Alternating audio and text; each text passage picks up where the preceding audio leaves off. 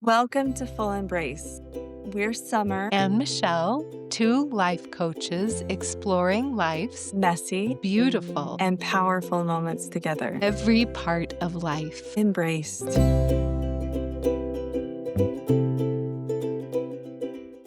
So let's just rewind a little bit to Yeah, last week.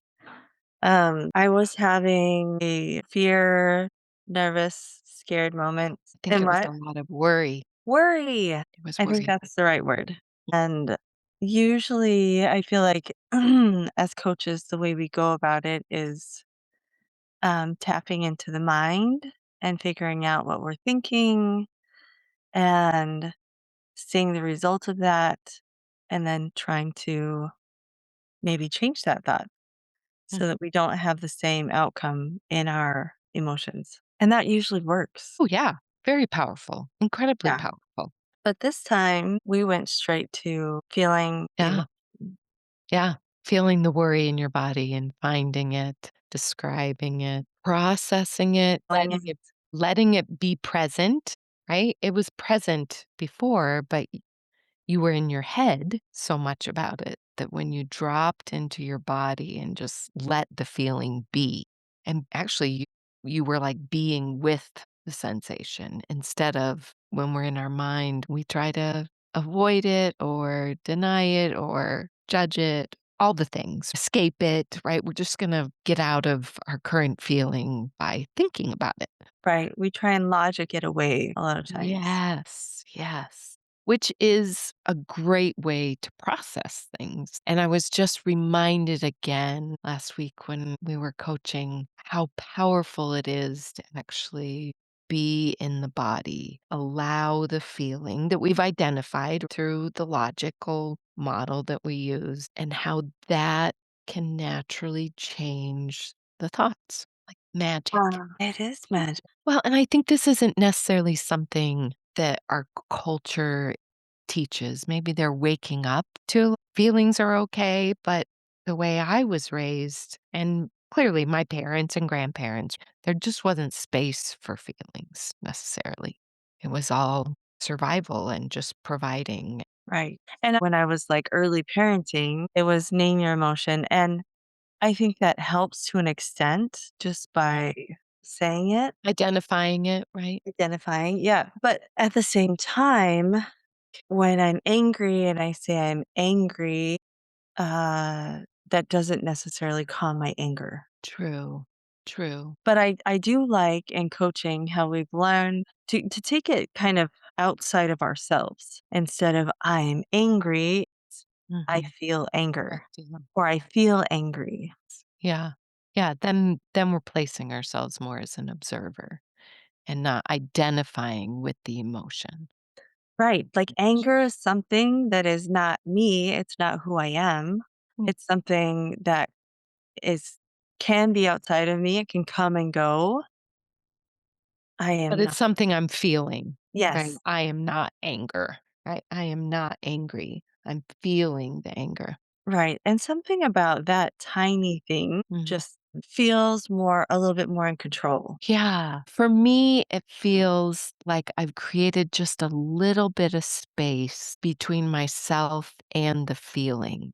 It helps me be more of a creator rather than a victim to my feeling. It feels much more empowering of a Mm, space for me to go to rather than being at the whim of all of my feelings or other people's feelings. Whether it's to ourselves or to someone else, just the acknowledgement is giving space for it to exist. When we fight against reality, right. When we fight against reality, that's when we get miserable. yeah, In the past, the me before learning these things, I might have thought this is a problem, something is wrong, and then kind of become more anxious or upset. And now I'm like, "Oh, okay, that happened and it's there and that's okay." yeah, amazing the acceptance Acceptance is so that, big.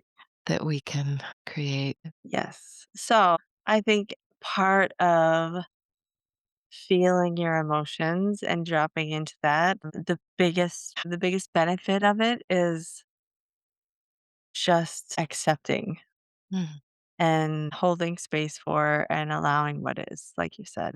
Yeah, and I think maybe so much of the right brain, the intellectual processing, which is also necessary, at least the majority of my life has been like resisting what is, thinking I had to fix it, thinking I had to be different than what I was. So for me, the acceptance is kind of like accepting this human journey, which includes all the feelings, all of the thoughts, and everybody else's thoughts and feelings. And actions. Yeah, all of it. So just like those small things of accepting the way I am currently feeling just feels much more open, much less constricting and shaming, judging. The acceptance is just Right. a powerful place to live from. And I want to talk a little bit about the opposite of that. Ooh, The let's opposite of acceptance. Usually that comes from a thought, something is wrong. This is a problem. This shouldn't have mm, happened. And it's okay for your mind to naturally go to that place and then maybe question it and be like, I mean, I'm human and this is part of the human experience. So yeah. should it have happened? Maybe it should have. Right. I think so much of that is about what we were expecting to be. So much of the human experience is about expectation.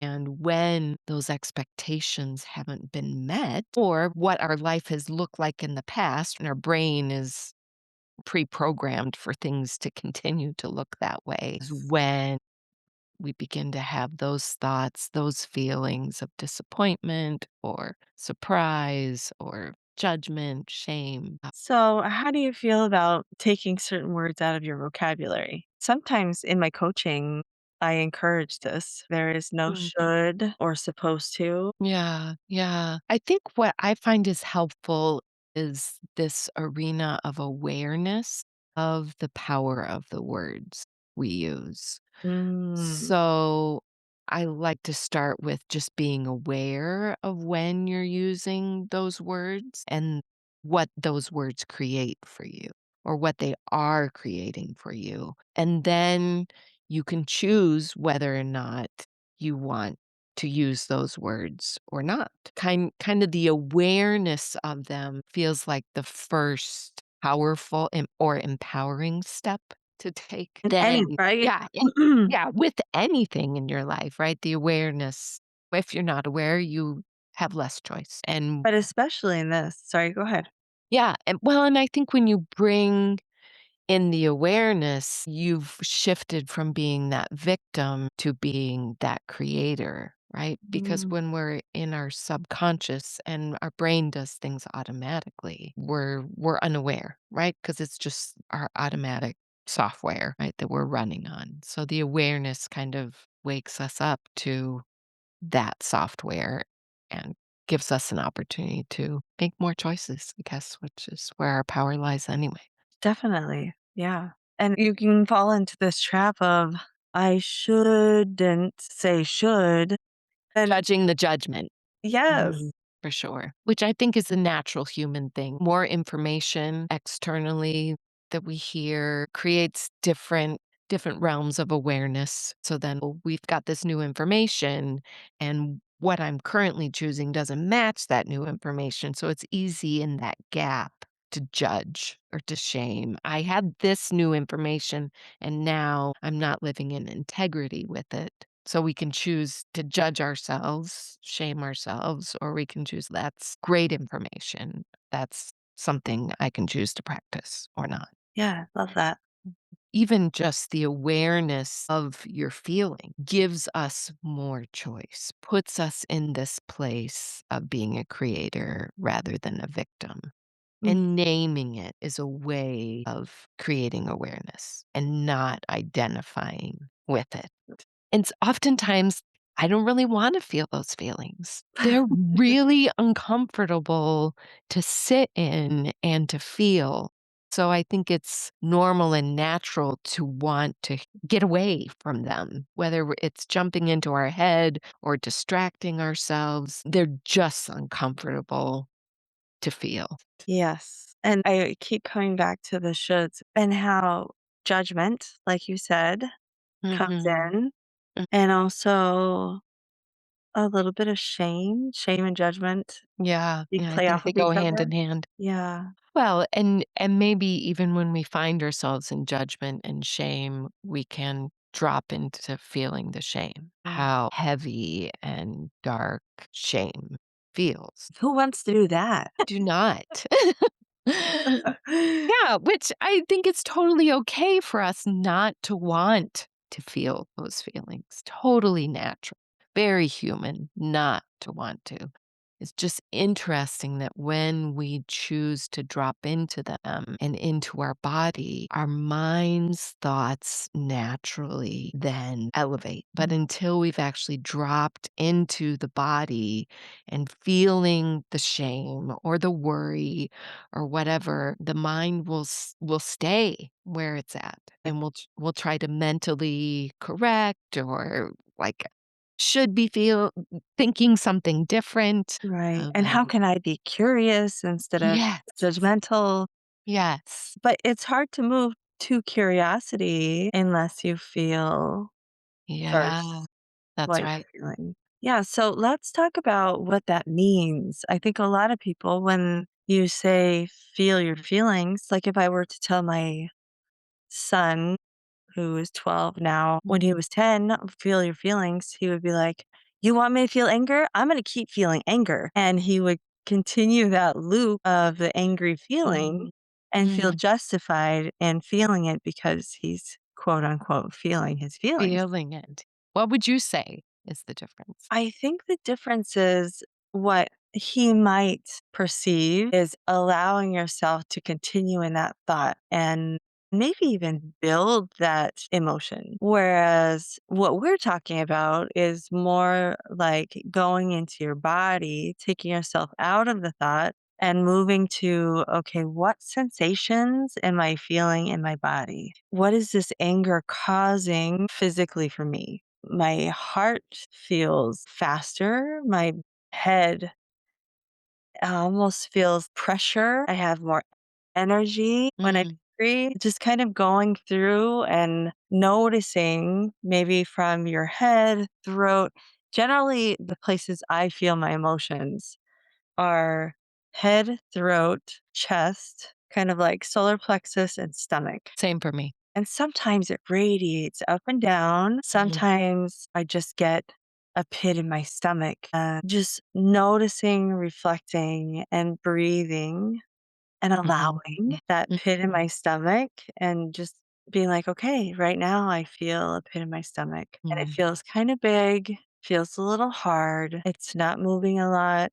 It might intensify when I breathe, inhale or exhale, but just kind of describing to myself, to someone else, how that feels. Yeah, Do you have yeah. anything to add? No, I think you're spot on. Yeah, when you tell someone to feel their feelings, I think we're in that space of I'm justified in feeling this way. So there is that difference between being in your head and being in your body and just allowing all of it. I don't know that I ever have a feeling without thoughts that are attached to it. So sometimes when I'm feeling the sensations in my body, sometimes I'll jump into my head and I have to bring myself back into my body.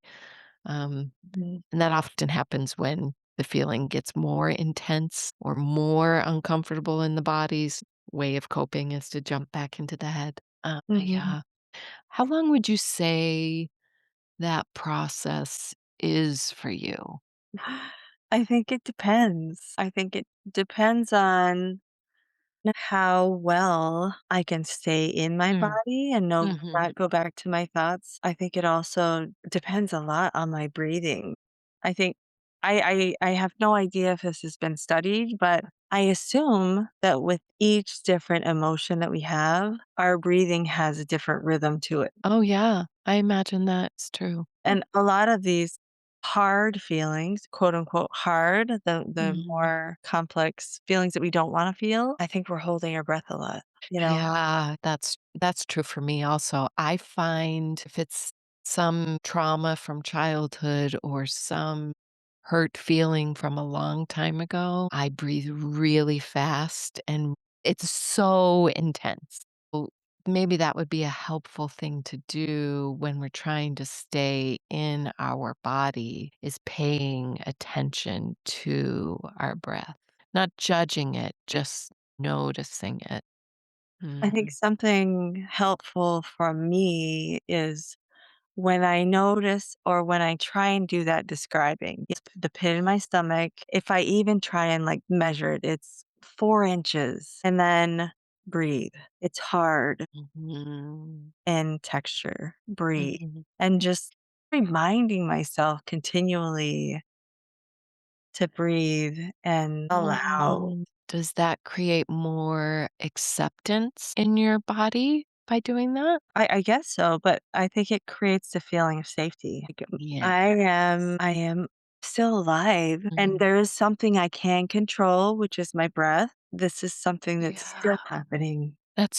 I find that so powerful that you've attached that to that feeling of safety. Because I think for me, oftentimes when I'm feeling those intense emotions, my body is constricting and I don't feel safe feeling them. Mhm. Right? It just feels so full of fear, right? It's Mhm. probably the biggest or the strongest emotion, right? So having the breath and being present with the breath and using that to create safety as I'm feeling those intense emotions. I may be doing that intuitively, but making that connection in my brain is helpful for me to think, "Oh, attach the feeling with how you're breathing," because I'm wanting to create more safety in my system, in my body, with any feeling, and not being so afraid of feeling all the feelings, but feeling more safe feeling Mm. all the feelings. That's so interesting. It reminds me of one of my clients who does not like fun. And I think that definitely goes along with it. I think it's the fear of letting go so that Mm, your body, you having fun and really enjoying yourself creates vulnerability. Some people do not like to feel that vulnerability. I think, it doesn't feel safe. right. Mm. Yeah. Sorry, this is just like an epiphany I'm having. So, Yeah, I love it.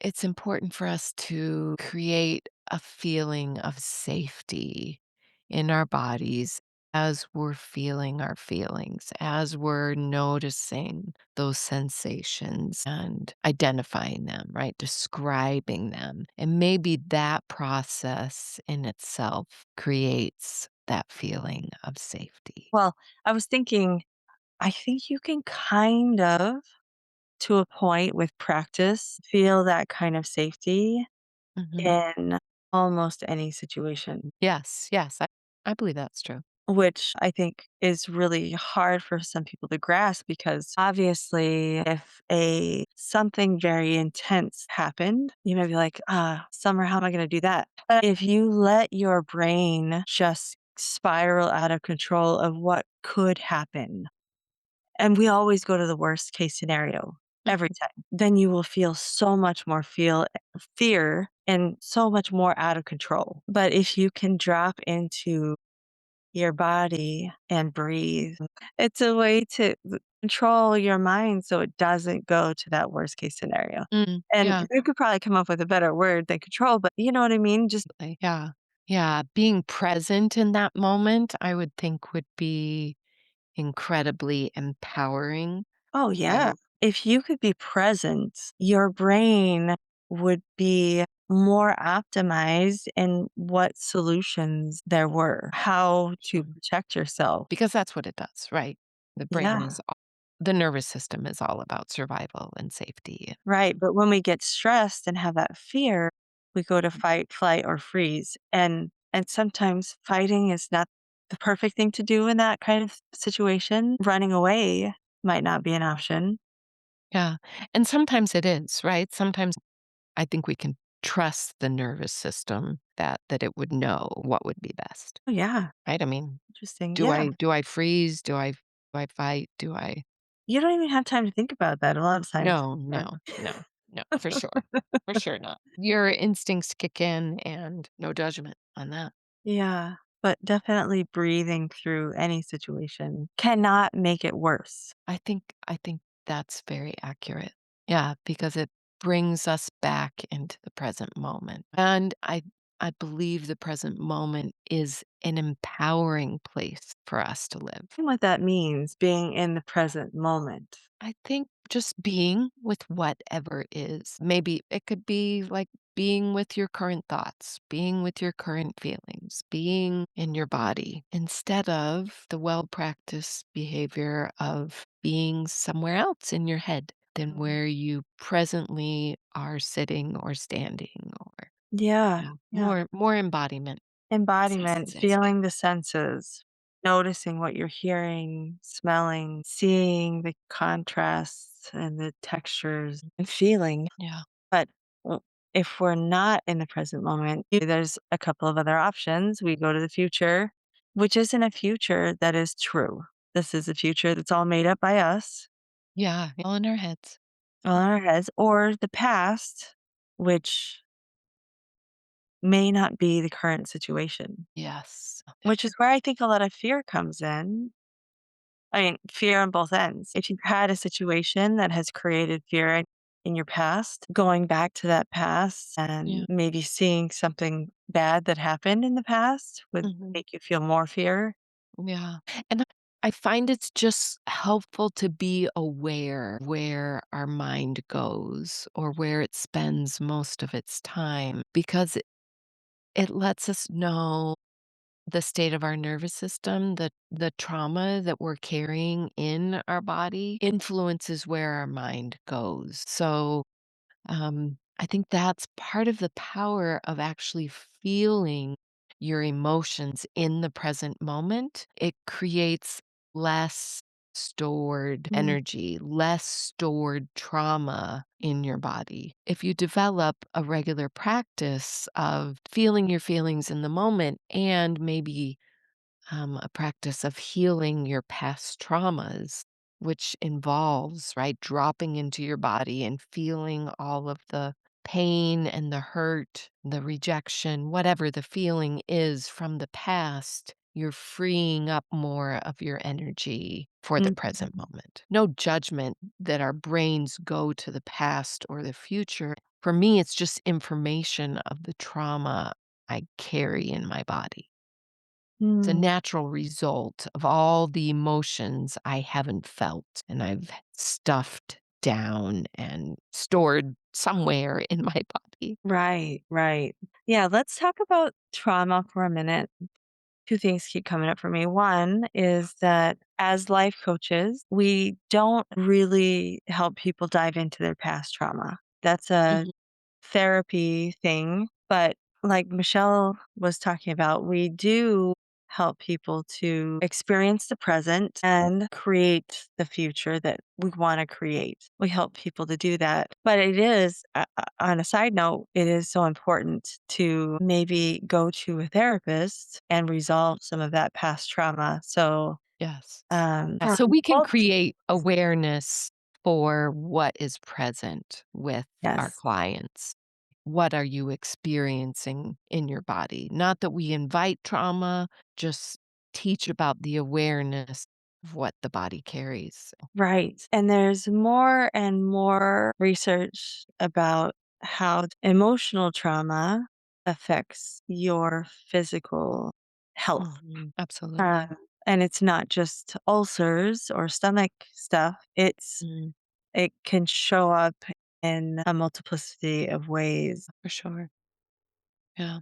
Yeah. So I would just encourage us all, myself included, to begin with being aware of what you're currently feeling Mm, and try dropping in and finding where it is and describing it and just being with our feelings more than maybe we were yesterday. Yes. On that note, when you're first trying this out, you can try it on your own, but if you have a hard time staying with it and really setting apart that time, because it takes a little time and it also takes focus, which I have a hard time with, is just staying focused. Like you said before, I want to get out of it. I Mhm, want to scroll on my phone or eat some food or do something to distract myself. So I definitely encourage you, if you are having a hard time trying that out on your own, to mhm, reach out to us. You could reach out to send an inquiry on my website, which is Coach Me Summer, and schedule an appointment with either myself or Michelle. That's definitely an amazing place to start. Or if you have a therapist, you can go through this process with them. But just getting in a good practice when you can, mhm. when you remember. Well, and oftentimes I find if I'm not in a space where I can actually drop into my feeling and do all of that sensory processing, I will set aside a time later in the day when I can go there, right? The feelings are still there. Maybe they're not on the surface, but I can find them in my body. Mhm. I can process them at a different time. Yeah, scheduling time for you, self care, huge self care and healing, and prioritizing your mental well being. I know there have been many times where you have helped me process my emotion. Mm, And that has been a game changer for so many aspects of my life. mm. Just being able to feel my emotions helps me to be a better parent, be more productive, be loving and accepting to myself when I'm not productive. Yeah. I think for me, it also, I want to say, aligns me to my internal wisdom. Instead of looking outside of me for answers, they begin coming up within me. It's like this wisdom I didn't understand was there inside of me. And I think I witnessed that again from you last week. After you felt your feelings in your body and your thoughts shifted, all kinds of wisdom came up out Mm. of your mouth. So I think that's something really valuable to acknowledge that the answers are within you. They're inside of you. And one of the benefits of dropping into our bodies and feeling our feelings is tapping into our own answers, our own wisdom. And in my experience, the wisdom that comes out of anyone is wisdom for anyone who feels like it's wisdom. Wisdom is wisdom. Right. So just a beautiful thing to witness and experience personally.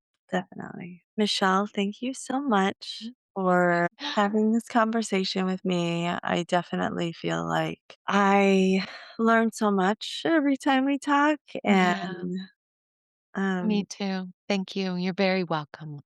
Grateful for our time together today. okay, well, take care. You too. Every part of life Embraced.